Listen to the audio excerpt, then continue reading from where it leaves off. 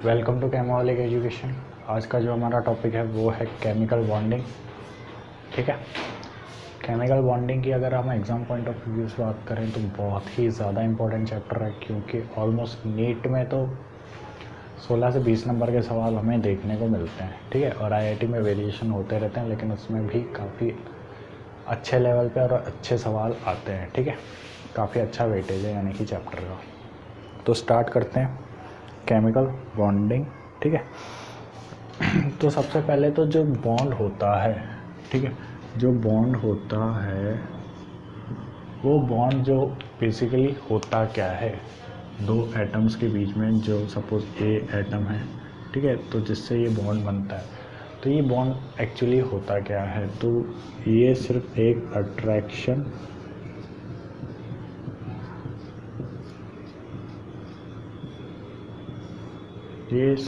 Attraction force होता है दो एटम्स के बीच में। ठीक है, तो बॉन्ड बेसिकली होता क्या है, एक अट्रैक्शन फोर्स होता है।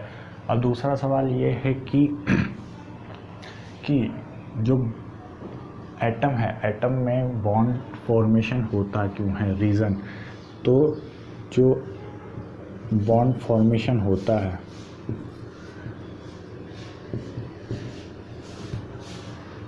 वो क्यों होता है, रीज़न टू गेन स्टेबिलिटी।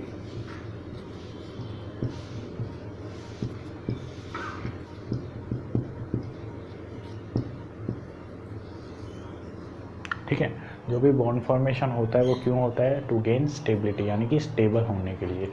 कोई भी काम हम क्यों करते हैं, स्टेबिलिटी गेन करने के लिए ही करते हैं। कोई भी नेचर में एग्जिस्ट करता है कोई भी कंपाउंड, तो वो तभी कर पाएगा जब वो स्टेबल होगा। ठीक है, तब वो जो बॉन्ड फॉर्मेशन हो रहा है, एटम्स, अलग अलग एटम्स आपस में मिलके जो बॉन्ड बना रहे हैं, ठीक है, वो बॉन्ड स्टेबिलिटी गेन करने के लिए बनाते हैं। अब स्टेबिलिटी जो है, अब हर चीज़ के लिए स्टेबल होने का मतलब अपनी अपनी डेफिनेशन होती है स्टेबल। ठीक है, हम जो ह्यूमन बीइंग है वो स्टेबल क्यों, किस तरीके से होते हैं, एक अच्छा घर हो, खाने पीने के लिए हो, ठीक है, अच्छी कमाई हो रही हो, ठीक है,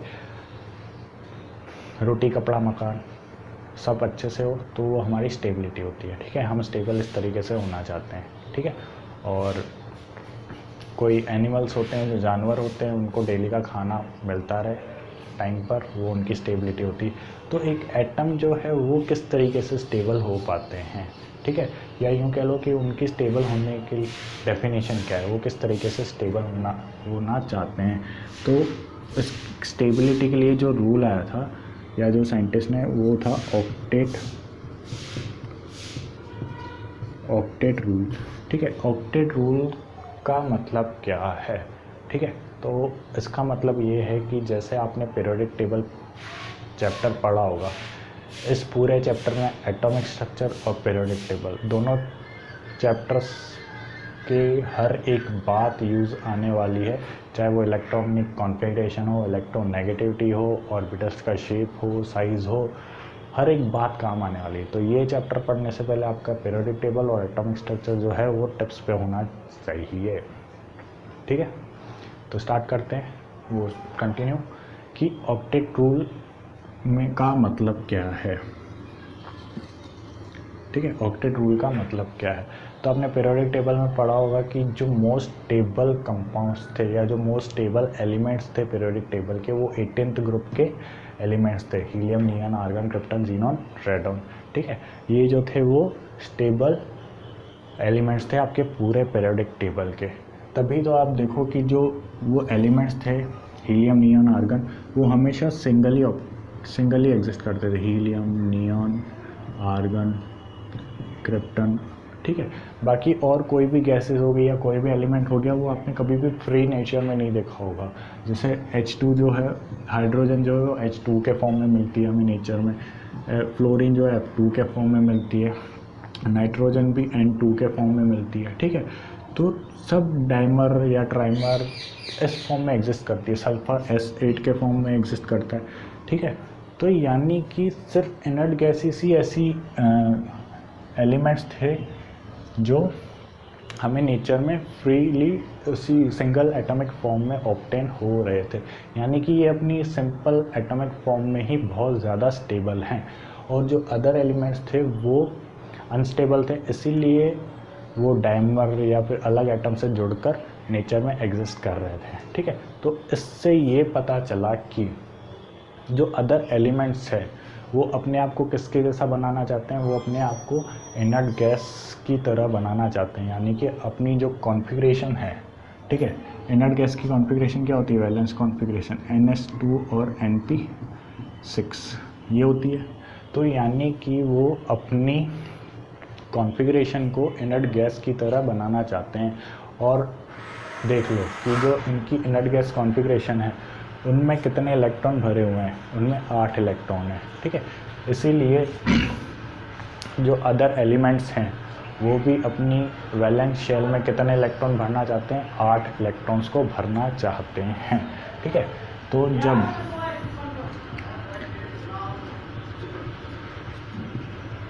आउटर शेल में 8 इलेक्ट्रॉन्स भरना चाहते हैं, इसी को ऑक्टेट रूल कहा जाता है। ठीक है, तो ये तो हो गई स्टेबिलिटी की बात। अब हम पढ़ते हैं नेक्स्ट जो टॉपिक है वो है टाइप्स ऑफ बॉन्ड। ठीक है, types of bond in the sense कि जो एटम्स है वो दूसरे एटम्स के साथ जब बॉन्ड बनाते हैं तो यानी कि स्टेबिलिटी गेन करने के लिए जो बॉन्ड बनाते हैं वो कितने तरीके से बनाते हैं। ठीक है, अलग अलग तरीके से बनाते हैं। तो सबसे पहले तो है कोवेलेंट बॉन्ड।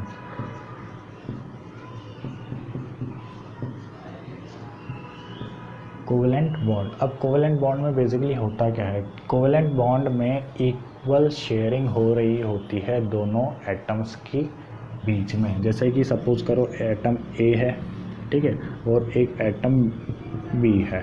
ठीक है, उसको एक एटम ए है जिसका इलेक्ट्रॉन मैंने डॉट से बता रखा है, और जो बी एटम है उसका इलेक्ट्रॉन मैंने एक्स से बता रखा है। ए का इलेक्ट्रॉन और बी के इलेक्ट्रॉन आपस में इक्वल शेयरिंग से बॉन्ड बनाते हैं, तो उस बॉन्ड को हम कोवेलेंट बॉन्ड कह रहे होते हैं। ठीक है, सेम उसी तरीके से एक बॉन्ड और होता है जिसको हम कोऑर्डिनेट बॉन्ड कहते हैं। ठीक है, अब कोऑर्डिनेट बॉन्ड में क्या होता है, ठीक है, ये डिफरेंस जान लेना ज़रूरी है कि कोऑर्डिनेट बॉन्ड और कोवेलेंट बॉन्ड क्या होता है बेसिकली। तो सपोज़ ए एटम है जिसके इलेक्ट्रॉन और बी एटम है, ठीक है, दो एटम्स हैं जो इन दोनों के बीच में बॉन्ड बन रहा है। ठीक है, तो वो दोनों इलेक्ट्रॉन्स जो है, ठीक है, दोनों इलेक्ट्रॉन्स एक के ही हों, ठीक है, तब उस बॉन्ड को क्या कहते हैं, कोऑर्डिनेट बॉन्ड कहते हैं।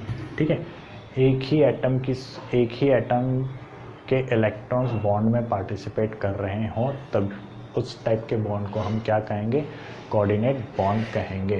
ठीक है, और दूसरी बात, इसको रिप्रेजेंट करने का तरीका, अब मॉडर्न नोटेशन जो होती है इनकी, जो आजकल हम नोटेशन करते हैं तब उसको इसी फॉर्म में लिखते हैं। ठीक है, यूँ एरो टाइप बना के नहीं लिखा जाता, सिर्फ ऐसे स्ट्रेट सिंगल कोवेलेंट में जैसे हम सिंगल बॉन्ड बनाते हैं। ठीक है, कोवेलेंट बॉन्ड को हम जिस तरीके से ऐसे रिप्रेजेंट करते हैं, कोऑर्डिनेट बॉन्ड को भी उसी तरीके से रिप्रेजेंट करते हैं।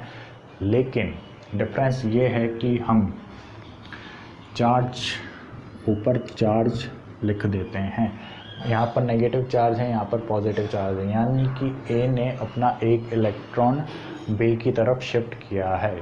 ठीक है, या यूँ कह लो कि इस बॉन्ड में जो इलेक्ट्रॉन्स है, दोनों इलेक्ट्रॉन्स है, वो किसके इलेक्ट्रॉन है, ए के इलेक्ट्रॉन्स है। ठीक है, इन द सेंस ये इस बात को रिप्रेजेंट कर रहा है। और अगर मैं इसको इस तरीके से बना दूँ, ठीक है, तो इसका मतलब ये है कि ये जो बॉन्ड बना है, ठीक है, इसके अंदर जो दोनों इलेक्ट्रॉन बॉन्ड ने पार्टिसिपेट किए, दोनों जो इलेक्ट्रॉन्स है वो बी के हैं। ठीक है, बी ने ए को इलेक्ट्रॉन दिया है अपना एक। ठीक है, तो ये इस टाइप का बॉन्ड क्या होता है, कोऑर्डिनेट बॉन्ड होता है। ठीक है, कोवेलेंट बॉन्ड और कोऑर्डिनेट बॉन्ड क्या होता है, क्लियर है। ठीक है, अब जो नेक्स्ट टाइप का बॉन्ड है वो है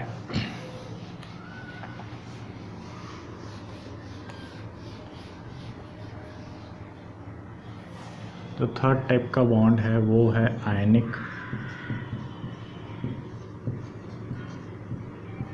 आयनिक बॉन्ड। आयनिक बॉन्ड क्या होता है?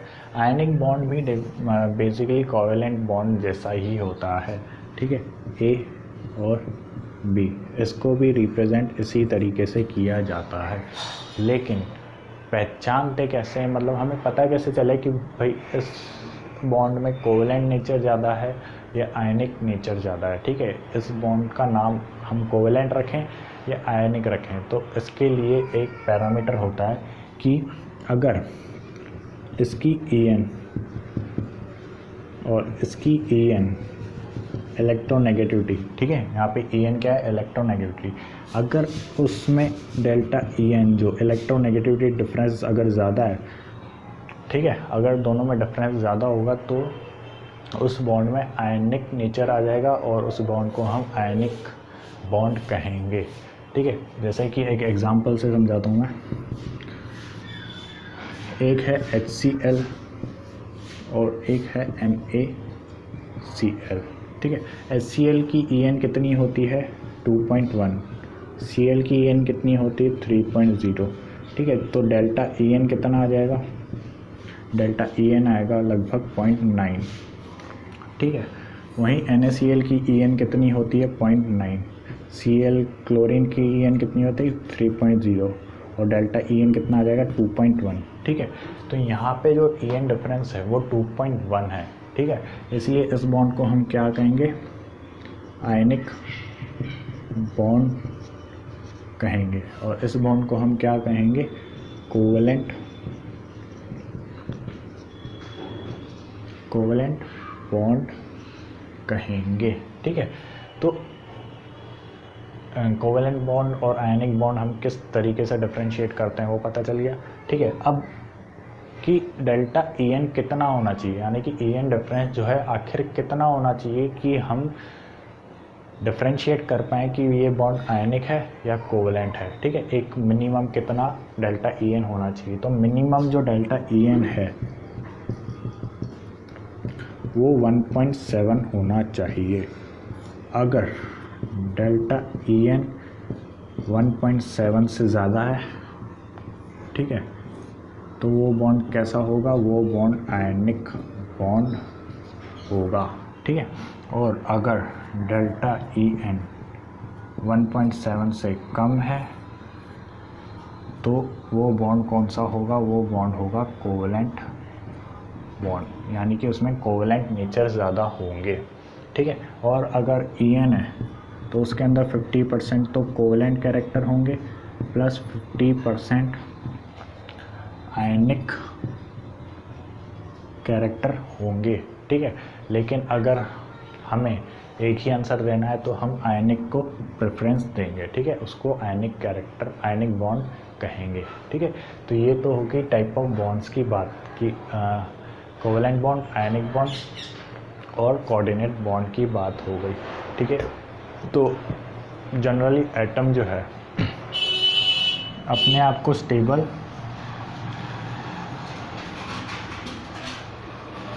तक हमने देखा कि जो एटम है वो अपने आप को स्टेबल करने के लिए कौन से टाइप्स के बॉन्ड बनाता है, ठीक है। तो कोऑर्डिनेट, कोवेलेंट और आयनिक टाइप के बॉन्ड जनरली नेचर में एग्जिस्ट करते हैं। जनरली इन्हीं टाइप्स के बॉन्ड वो बनाता है अपने आप को स्टेबल करने के लिए, ठीक है। अब चलो ठीक है, एटम्स हमने पढ़ लिए कि स्टेबिलिटी किस तरीके से गेन करता है, किस टाइप के बॉन्ड होते हैं। अब इनको रिप्रेजेंट किस तरीके से किया जाए, एक मॉलिक्यूल को लिखा किस तरीके से जाए कि वो किस तरीके से एग्जिस्ट कर रहा है। तो जो सबसे पहले साइंटिस्ट आए वो थे लुइस, ठीक है। इन्होंने एटम को रिप्रेजेंट करने का तरीका बताया और मॉलिक्यूल को भी रिप्रेजेंट करने का तरीका बताया। तो पहले हम एक सिंगल एटम को किस तरीके से रिप्रेजेंट करते हैं वो पढ़ते हैं। तो lithium, beryllium, boron, carbon, nitrogen, oxygen, fluorine, neon, ठीक है। जनरली सब ये मैंने एक पीरियड बना दिया है, जो टॉप वाला पीरियड है, सेकंड पीरियड। उसके बाद जो ग्रुप्स में होते हैं हमें पता है कि वैलेंस इलेक्ट्रॉन जो होते हैं वो सबके सेम होते हैं, सारे ग्रुप्स के सेम होते हैं, ठीक है। तो जैसे ही ये हमें पता है कि ये तो सिंगल एटॉमिक रिप्रेजेंटेशन है कि एटम को हम किस तरीके से रिप्रेजेंट करते हैं, और जो उनके वैलेंस इलेक्ट्रॉन होते हैं उन्हें हम डॉट के साथ रिप्रेजेंट करते हैं। जैसे कि इसमें एक ही वैलेंस इलेक्ट्रॉन होता है तो एक, इसमें दो होते हैं तो दो, ठीक है। और वैलेंस इलेक्ट्रॉन भी हम कॉन्फ़िगरेशन से निकाल सकते हैं। इसकी कॉन्फ़िगरेशन क्या होती है, NS1, इसकी क्या होती है NS2, इसकी NS2 और NP1, ठीक है। इसकी NS2 और NP2, NS2 और NP3, इसकी NS2 और NP4, इसकी NS2 और NP5, इसकी NS2 और NP6, ठीक है। तो जो इनके वैलेंस इलेक्ट्रॉन हैं, इसमें एक है, इसमें तीन है, तो तीन को हम इस तरीके से रिप्रेजेंट करेंगे। इसमें चार है तो इस तरीके से रिप्रेजेंट करेंगे। इसमें पाँच है तो इस तरीके से करेंगे। इनमें छः है इस तरीके से, इनमें सात है इस तरीके से, इनमें आठ है, ठीक है, इस तरीके से, ठीक है। तो ये तो एक सिंगल एटम को रिप्रेजेंट करने का तरीका हो गया कि किस तरीके से हम सिंगल एटम को रिप्रेजेंट करते हैं, ठीक है। अब जो नेक्स्ट चीज़ है वो ये है कि एक मॉलिक्यूल को किस तरीके से रिप्रेजेंट किया जाता है, ठीक है। एक मॉलिक्यूल को किस तरीके से रिप्रेजेंट किया जाता है। एटम को रिप्रेजेंट करने का कुछ रूल दिया था, लेविस रूल, जिसको हम लेविस रूल भी कहते हैं, ठीक है, कि एक एटम को हम रिप्रेजेंट किस तरीके से करते हैं। तो पहले वो हम रूल देख लेते हैं, जो पहले रूल के कुछ स्टेप्स थे, ठीक है। तो उन स्टेप्स को पहले हम पढ़ लेते हैं कि वो स्टेप्स क्या थे। तो पहला स्टेप तो क्या है कि हमें total number of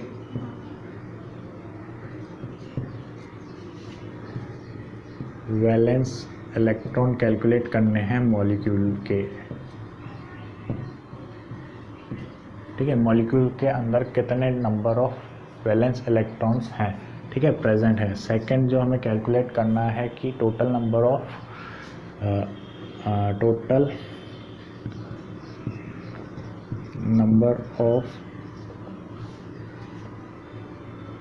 electrons for completing octet by molecule, ठीक है। थर्ड जो स्टेप है वो है नंबर ऑफ शेयर्ड इलेक्ट्रॉन्स, ठीक है, number of shared electrons calculate करने हैं। और फोर्थ स्टेप में हमें स्केलेटल को रिप्रेजेंट करना है या ड्रॉ करना है, ठीक है। तो total number of valence electron of molecule को हम V कह लेते हैं, total number of octet electrons को हम O कह लेते हैं, ठीक है। Total number of shared electrons को हम S कह लेते हैं, ठीक है। वो एटम को रिप्रेजेंट करने का तरीका हम देख लेते हैं।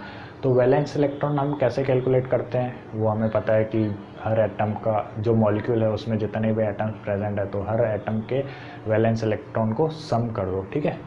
और उसके बाद total number of electrons for completing octet, तो जितने नंबर ऑफ एटम्स प्रेजेंट है मॉलिक्यूल के अंदर, तो वो सारे के सारे एटम्स अपना ऑक्टेट कंप्लीट करना चाहेंगे, तो जितने भी एटम्स प्रेजेंट है उनको 8 से मल्टीप्लाई कर दो, ठीक है। तो इससे हमें क्या पता चल जाएगा कि जितने भी एटम्स हैं तो वो अपना ऑक्टेट कंप्लीट करने के बाद टोटल मॉलिक्यूल में कितने इलेक्ट्रॉन्स प्रेजेंट होने चाहिए, ठीक है। अब शेयर्ड इलेक्ट्रॉन कैसे कैलकुलेट करेंगे कि वो होगा O-V, यानी कि ऑक्टेट कंप्लीट करने के लिए जितने इलेक्ट्रॉन्स चाहिए, और उन वैलेंस इलेक्ट्रॉन का मतलब जितने उनके पास ऑलरेडी इलेक्ट्रॉन्स हैं, ठीक है। तो जितने चाहिए और उतने हैं, जितने चाहिए और कितने हैं, ठीक है, उनमें जितना डिफरेंस होगा उनकी रिक्वायरमेंट है, तो वो रिक्वायरमेंट वो आपस में शेयर करके कंप्लीट करेंगे, ठीक है। तो शेयर्ड इलेक्ट्रॉन हम आसानी से निकाल सकते हैं O-V करके, ठीक है। तो एक एग्जांपल देखते हैं, एग्जांपल हम CO, ठीक है, कार्बन मोनोऑक्साइड। कार्बन मोनोऑक्साइड अगर लें तो यहाँ पर वैलेंस इलेक्ट्रॉन कैलकुलेट करो पहले, तो कितने हैं, तो कार्बन के 4, ठीक है, और ऑक्सीजन के 6, ठीक है। तो टोटल कितने हो गए 10। अब ऑक्टेट कंप्लीट करने के लिए कितने इलेक्ट्रॉन चाहिए? ऑक्टेट कंप्लीट करने के लिए 2 एटम्स हैं और दोनों 8 यानी कि 16, ठीक है। तो शेयर्ड इलेक्ट्रॉन कितने होंगे 16, O माइनस वी 16 माइनस 10 यानी कि 6 इलेक्ट्रॉन शेयर्ड हो रहे होंगे। तो यानी कि इनका जब हम स्ट्रक्चर बनाएंगे, ठीक है, तो इनका जो स्ट्रक्चर हम बनाएंगे वो स्ट्रक्चर कुछ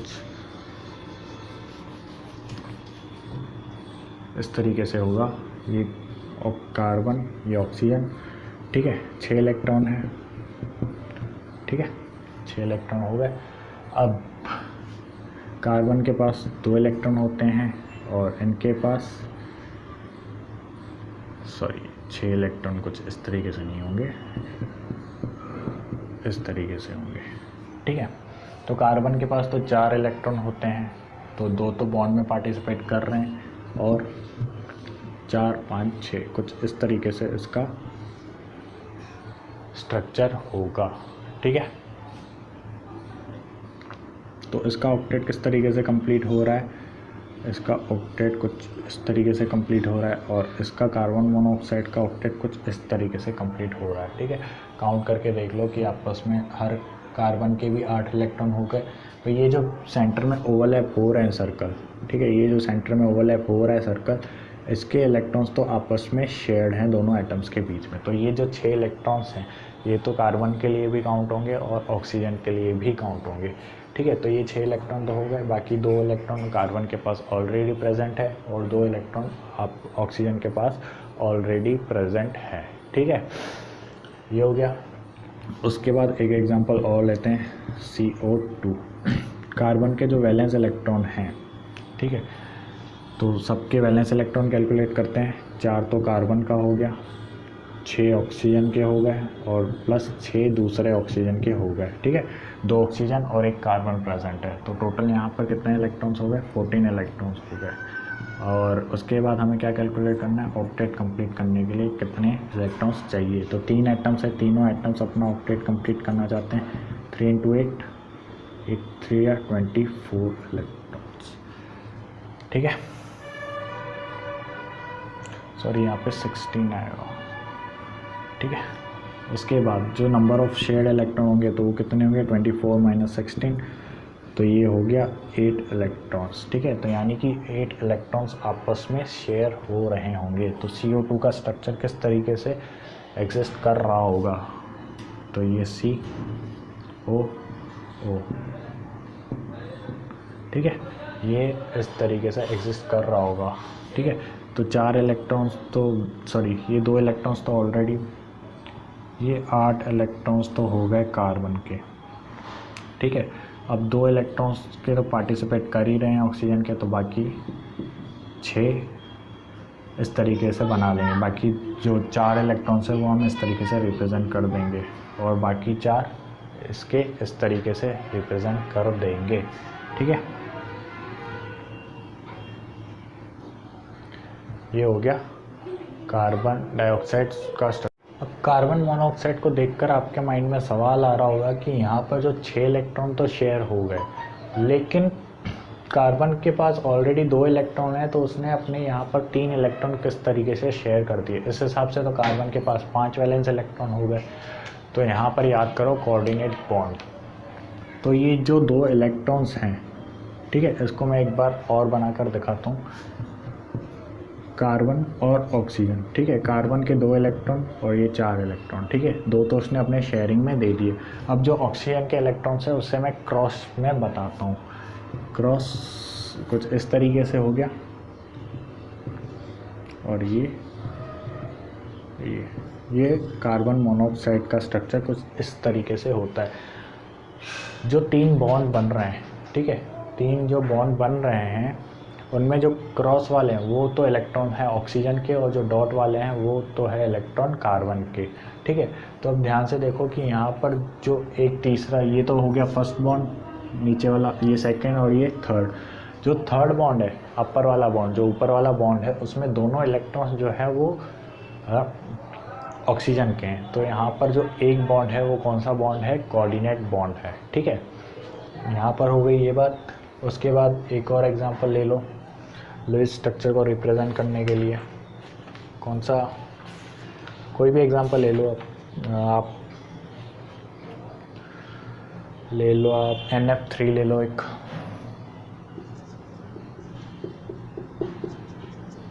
NF3, इसके वैलेंस इलेक्ट्रॉन हम काउंट करेंगे तो नाइट्रोजन के 5, 7 फ्लोरीन के, 7 दूसरे फ्लोरीन के और 7 तीसरे फ्लोरीन के। ठीक है, तो टोटल कितने हो गए, 7 3 जा 21 और 5 26 इलेक्ट्रॉन्स वैलेंस।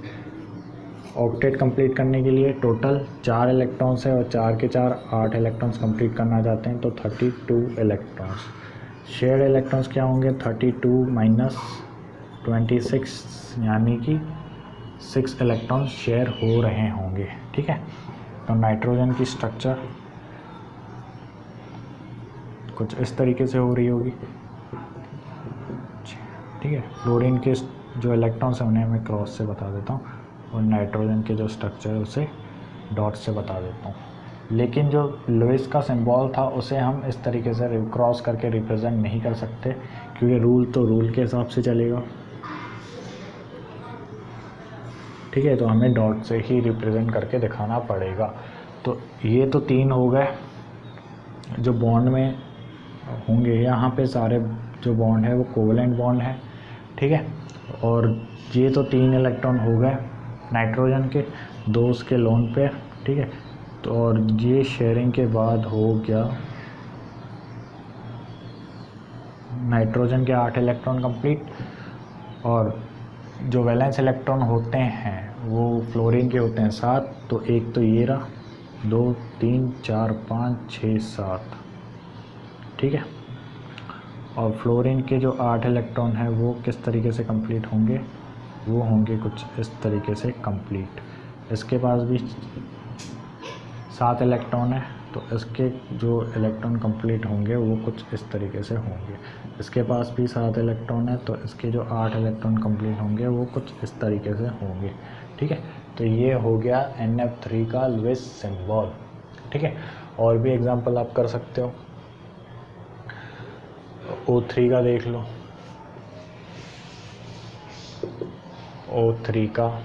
O3 को हम बनाएंगे वैलेंस इलेक्ट्रॉन करके। ठीक है, V3। तो अब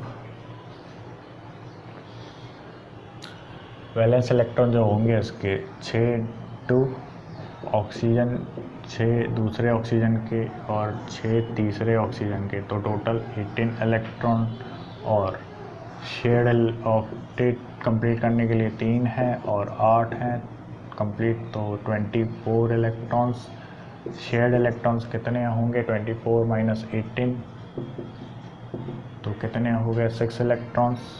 ठीक है, यानी कि 6 इलेक्ट्रॉन्स तो शेयर हो रहे होंगे। ठीक है, तो अब NF3 का स्ट्रक्चर मैं मिटा रहा हूँ। तो ओजोन O3 का किस तरीके से होगा, तो मैं इस तरीके से बना रहा हूँ। इस तरीके से बनाने का रीज़न हम आगे देखेंगे, चाहो तो आप स्ट्रेट भी बना सकते हो। ठीक है, तो 6 इलेक्ट्रॉन शेयर हो रहे हैं, 1 2 3 4 5 6। ठीक है, अब ऑक्सीजन के कितने इलेक्ट्रॉन्स होंगे, तो यहाँ पर कितने हो गए, 1 2 3 4 5 6 7 8। ठीक है, 1 2 3 4 5 6 ये हो गए। इसके बाद 4 है, 5 6 और 7 8। इसके पास भी 8 होने चाहिए, तो ये 1 2 3 4 5 6 और 7 8 ये हो गया। 8 इलेक्ट्रॉन इसके कंप्लीट। ठीक है, ठीक है, 3 तो लोन पेयर और 2 बॉन्ड के। ठीक है, ये हो गया कंप्लीट।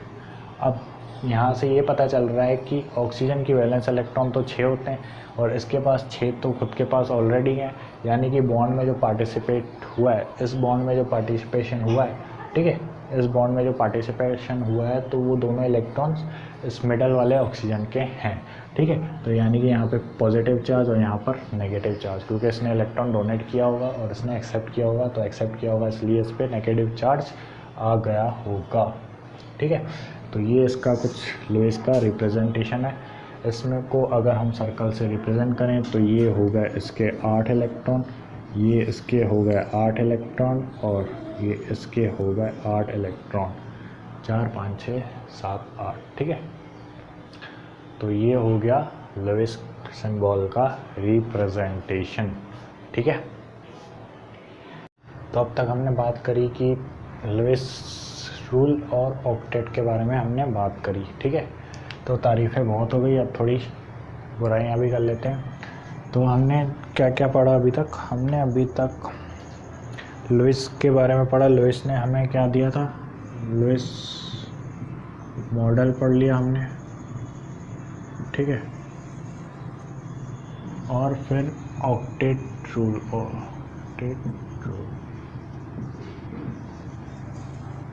ठीक है। जो लुईस का मॉडल था वो ऑक्टेट रूल्स पर ही बेस्ड था। तो पहले अब इनकी लिमिटेशंस पढ़ते हैं, बुराइयां भी कर लें इनकी थोड़ी सी। तो लुईस मॉडल की क्या खामियां थी, क्या इसमें कमियां थी? तो लुईस मॉडल की कमियां ये थी कि वो पहले तो बॉन्ड का टाइप नहीं बता पा रहा था कि कौन से टाइप का बॉन्ड है, कोऑर्डिनेट बॉन्ड है या कोवेलेंट बॉन्ड है, ठीक है। उसका जो मॉलिक्यूल का रिप्रेजेंट करने का तरीका था, तो उस रिप्रेजेंटेशन में हमें ये नहीं पता चल रहा था कि बॉन्ड कौन से टाइप का है, ठीक है। एक तो ड्रॉबैक ये था। दूसरा ड्रॉबैक एनर्जी, मॉलिक्यूल की एनर्जी के बारे में कोई भी अंदाज़ा नहीं था। मॉलिक्यूल एनर्जी ऑफ मॉलिक्यूल, ठीक है, एनर्जी के बारे में भी कोई डिस्कशन नहीं हो रहा था। अब ऑक्टेट रूल के क्या ड्रॉबैक थे? ऑक्टेट रूल का ड्रॉबैक ये था कि ये ऑक्टेट रूल ये कह रहा था कि वैलेंस इलेक्ट्रॉन जो है वो हमेशा 8 इलेक्ट्रॉन्स फुलफिल्ड करना चाहेगा। जो भी एटम है या जो भी मॉलिक्यूल है, हर मॉलिक्यूल अपने 8 इलेक्ट्रॉन्स कंप्लीट करना चाहता है। लेकिन कुछ ऐसे मॉलिक्यूल्स भी थे जिनमें ऑक्टेट कंप्लीट नहीं हो रहा था, ठीक है। 2 टाइप के थे, एक तो था इनकम्प्लीट ऑक्टेट मॉलिक्यूल्स, ठीक है, जिनको हम हाइपोवैलेंट भी बोलते हैं, हाइपोवैलेंट, ठीक है। जैसे कि BCl2, ठीक है, एग्जाम्पल लिख रहे हैं अपन BCl2। इसमें देखो, ठीक है, BCl2 भी एक तरीके का हाइपोवैलेंट टाइप का मॉलिक्यूल था, ठीक है। तो इसमें देखो आपके जो बोरोन है उसके पास सिर्फ वैलेंस में 2 और 2 4 इलेक्ट्रॉन्स हो रहे हैं, ठीक है। तो ये भी एक तरीके से ड्रॉबैक हो गया। उसके बाद एक और एग्जांपल ले लो, लिथियम क्लोराइड, ठीक है, लिथियम और क्लोराइड। यहाँ पर लिथियम के पास सिर्फ 2 इलेक्ट्रॉन्स है और क्लोरीन के पास भी 7, और क्लोरीन के तो ऑब्वियसली 8 इलेक्ट्रॉन कंप्लीट हो रहे हैं, लेकिन लिथियम के पास ओनली 2 इलेक्ट्रॉन्स हो रहे हैं, ठीक है। तो यहाँ पर लिथियम भी अपना ऑक्टेट कंप्लीट नहीं कर रहा। तो ऐसे मॉलिक्यूल्स को हम क्या कहते हैं? इनकम्प्लीट ऑक्टेट मॉलिक्यूल्स या फिर हाइपोवैलेंट मॉलिक्यूल्स, ठीक है। क्वेश्चन आ सकता है एग्जाम में कि in which of the following are hypovalent molecules, ठीक है। और कुछ ऐसे मॉलिक्यूल्स भी थे जो हाइपोवैलेंट नेचर, हाइपरवैलेंट कह लो या हाइपरवैलेंट कह लो या फिर एक्सपांडेड ऑक्टेट मॉलिक्यूल्स, यानी कि जिनमें 8 से ज़्यादा इलेक्ट्रॉन्स प्रेजेंट थे, ठीक है। उनके एग्जांपल कौन से हैं? PCl5, ठीक है, PCl5 हो गया, SF6 हो गया, ठीक है। उसके बाद IF7 हो गया, ठीक है। इनमें 8 से ज़्यादा इलेक्ट्रॉन्स प्रेजेंट थे, जैसे कि यहाँ पर फॉस्फोरस के पास 10 इलेक्ट्रॉन्स जो हैं वो शेयर्ड होते हैं, SF6 में 12 इलेक्ट्रॉन्स शेयर्ड हो रहे होते हैं, ठीक है। IF7 में 14 इलेक्ट्रॉन्स शेयर्ड होते हैं, ठीक है। तो कुछ ऐसे मॉलिक्यूल्स भी हमें ऑब्टेन हो रहे थे जिनमें 8 से ज़्यादा इलेक्ट्रॉन्स प्रेजेंट थे, ठीक है। तो इनका भी ऑक्टेट एक तरीके से ये ड्रॉबैक हो गया, ठीक है। ये एक ड्रॉबैक तो ये हो गया हाइपरवैलेंट का, और एक ड्रॉबैक ये हो गया हाइपोवैलेंट, इनकम्प्लीट ऑक्टेट या फिर हाइपोवैलेंट। नेक्स्ट जो कॉन्सेप्ट है अब अपना वो है VSEPR थ्योरी, ठीक है।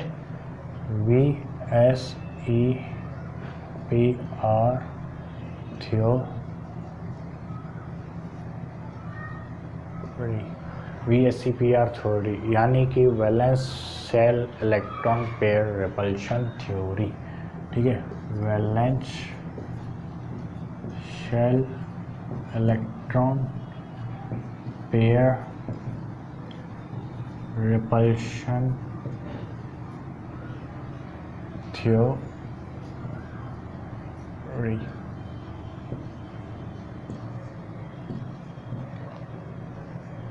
Valence shell electron pair repulsion theory, ये जो थ्योरी है वो काफ़ी छोटी सी और सिंपल सी थ्योरी है, जिसमें साइंटिस्ट, मुझे याद नहीं किसने दी थी, लेकिन साइंटिस्ट का कहना ये था कि जब भी एक मॉलिक्यूल फॉर्म होता है, जब भी एक मॉलिक्यूल बनता है, तब वो एक जो एटम अलग अलग एटम से मिलकर बन रहा होता है, जिनके बीच में बॉन्ड्स का फॉर्मेशन होता है, ठीक है।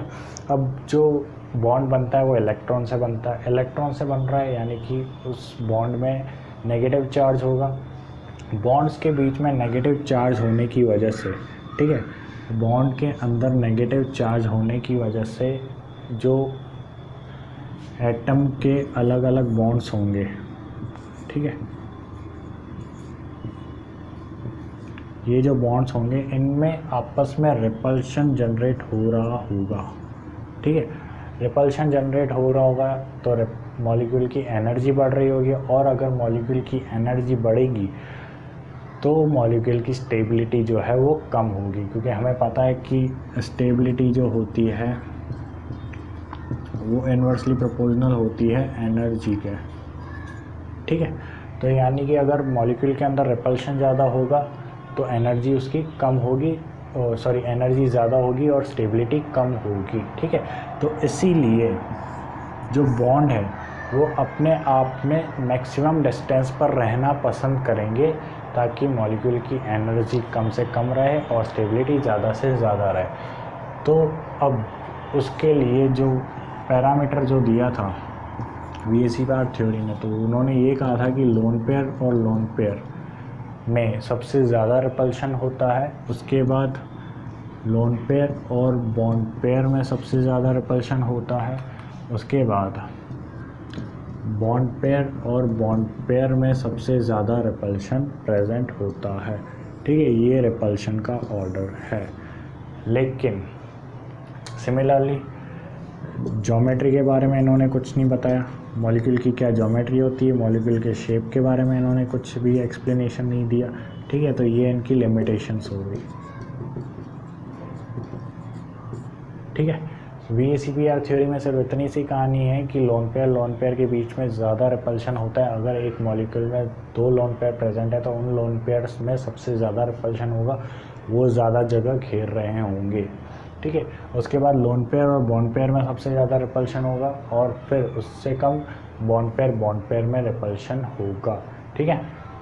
इस थ्योरी जो VSEPR थ्योरी है उसकी थ्योरी इतनी सी है, लेकिन इसको अप्लाई हम आगे करेंगे जब हम हाइब्रिडाइजेशन पढ़ रहे होंगे, ठीक है।